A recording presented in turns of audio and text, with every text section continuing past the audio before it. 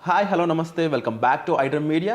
ఈరోజు మనతో ఉన్నారు ఇమిగ్రేషన్ కన్సల్టెంట్ అయిన ప్రశాంత్ శర్మ గారు. సార్తో మాట్లాడదాం. ముఖ్యంగా మన ఇండియన్స్ ఎవరైతే అమెరికాలో ఉండి అక్కడ జాబ్స్ చేస్తూ ఉన్నారో, లేదంటే లే ఆఫ్లో ఉన్నారో, లేదంటే డిఫరెంట్ పొజిషన్స్లో ఉన్నారో, ముఖ్యంగా వాళ్ళ కోసం. Hi sir. Hello sir.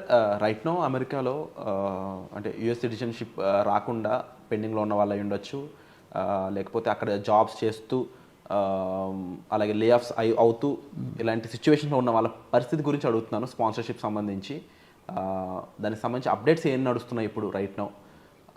Sponsorship అనేది ఒక కంపెనీ ఇచ్చాక వాళ్ళు ఎంతకాలం రన్ చేయగలరు? ఇన్ కేస్ ఆ కంపెనీ లే ఆఫ్ చేస్తే ఆ తర్వాత వాళ్ళ పరిస్థితి ఏంటి? బెంచ్ మీద పెడితే వాళ్ళ పరిస్థితి ఏంటి? ఎందుకంటే చాలా పక్క కంట్రీలో ఉన్నాం, పరాయి కంట్రీలో ఉన్నామని భయం ఒకటి ఉంటుంది కదా. ఇలాంటి వాళ్ళ సలహా వాళ్ళకి కాస్త ధైర్యాన్ని ఇస్తుంది.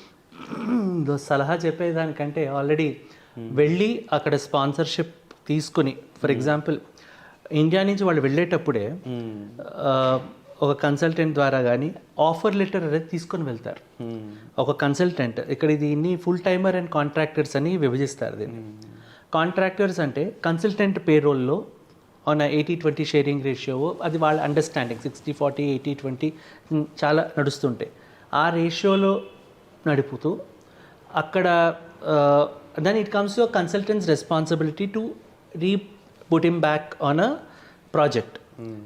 లేదు ఫుల్ టైమర్. ఇప్పుడు నేను మేజర్ మనకి కాగ్నిసెంట్ ఒకటి, టీసీఎస్ ఒకటి, సో ఇవన్నీ పెద్ద companies, they hire directly, Accenture ఇవన్నీ కూడా వాళ్ళ పేర్ రోల్లోనే రన్ చేస్తూ ప్రాజెక్ట్స్ లేక ఆగిపోయిన వాళ్ళు ఉంటే వాళ్ళని బెంచ్ మీద పెడతారు.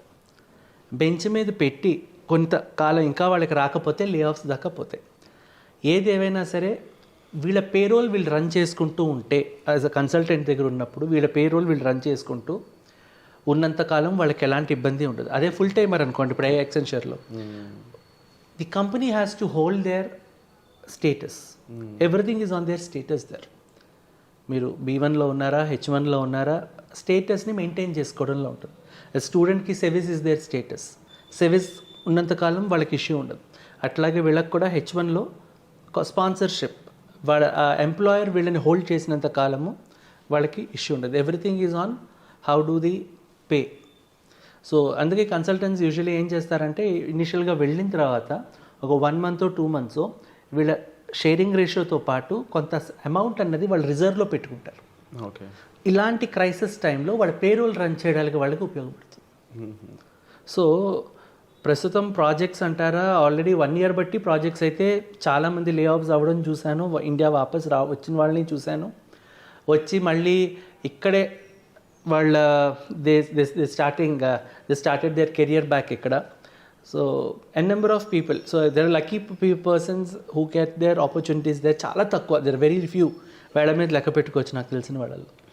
సో ప్రస్తుతం ప్రాజెక్ట్స్ అయితే చాలా తక్కువ ఉన్నాయి. అక్కడ ఉన్న వాళ్ళే పార్ట్ టైమ్స్ చేసుకుంటూ బతికే సిచ్యువేషన్ ఇది. But to be very honest, currently వాపస్ వచ్చేసే కంటే అక్కడ ఉండి ఏదో ఒకటి చేసుకోవడం, ఉన్నవాళ్ళు అక్కడ ఉండడం బెటర్.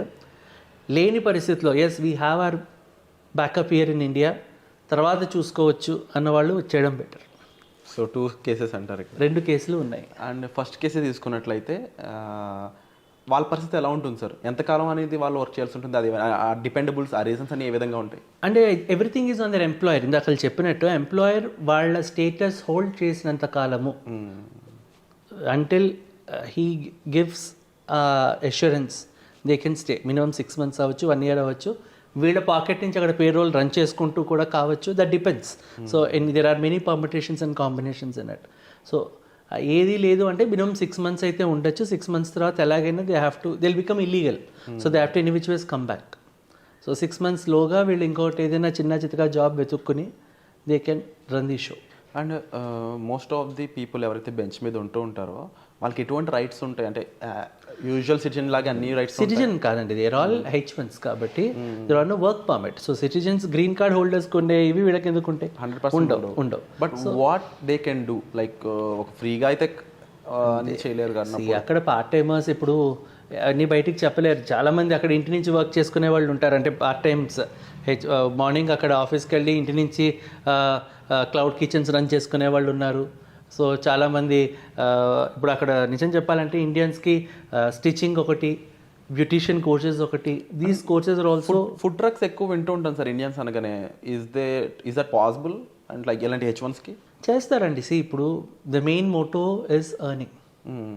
సో ఆడ ఒక కమ్యూనిటీ ఉంటుంది, ఆ కమ్యూనిటీలో దే డూ. ఇప్పుడు ఇక్కడ మన ఇండియాలోనే గేటెడ్ కమ్యూనిటీస్ ఉన్నాయి, క్లౌడ్ కిచెన్స్ ఎన్నిలో, అదే గేటెడ్ కమ్యూనిటీలో క్లౌడ్ కిచెన్స్ ఎన్నిలో. So same thing at the end on their comfort zone they do until అది బయటికి ఇది అవ్వకుండా then their comfort zones they do.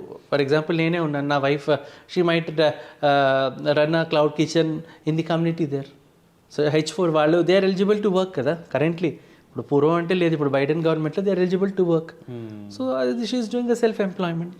So ఇప్పుడు ట్రంప్ వచ్చి ఇలాంటి వాటి మీద కూడా ఏమైనా ఇష్యూ జరిగే chances H4 sir any which వేస్ ఆయన వస్తే అదొక పెద్ద ఆంక్ష ఉంది కదా, ఆల్రెడీ ఆయన చెప్పే ఉంచారు. So H4s they can not work అని, ఎందుకంటే మోస్ట్లీ గుజరాతీస్, అక్కడ పాకిస్తాన్ వాళ్ళు కూడా చాలామంది ఉంటారు. సో పాకిస్తానీస్, పటేల్స్, గుజరాతీస్ వీళ్ళ communities are growing more. Okay. So ఒక రైస్ షాప్ పెట్టుకోవడానికి వచ్చి వాళ్ళ మొత్తం ఖాందాన్ అక్కడే ఉంటున్నారు. They are business people in genes కాబట్టి they can do it. Correct. కానీ అదే ఇప్పుడు వాళ్ళ వంశం అంతా అక్కడే వచ్చేస్తున్నప్పుడు ఆబ్వియస్లీ ఇప్పుడు there are many illegal migrants also. ఇలాంటి ప్రొసీజర్లో కూడా illegal migrants also there are many. ఇప్పుడు 2 lakh plus green cards are on hold ఈ రోజుకి మీరు చూసుకుంటే. The reason is because illegal migrants. ఇవన్నీ ఇంటర్లింక్డ్ అండి, ఈ టాపిక్స్ అన్నీ కూడా there are very much interlinked topics. So ఇల్లీగల్గా ఉంటూ if they have a child there, so వాడి పుట్టిన పాప బాబు వాళ్ళ సిటిజన్షిప్ దీని మీద green card, birth to right, ఇప్పుడు అదే కదా దాని మీద కూడా అధిక ఆంక్ష పెడుతున్నాడు. So they are applying on a PR.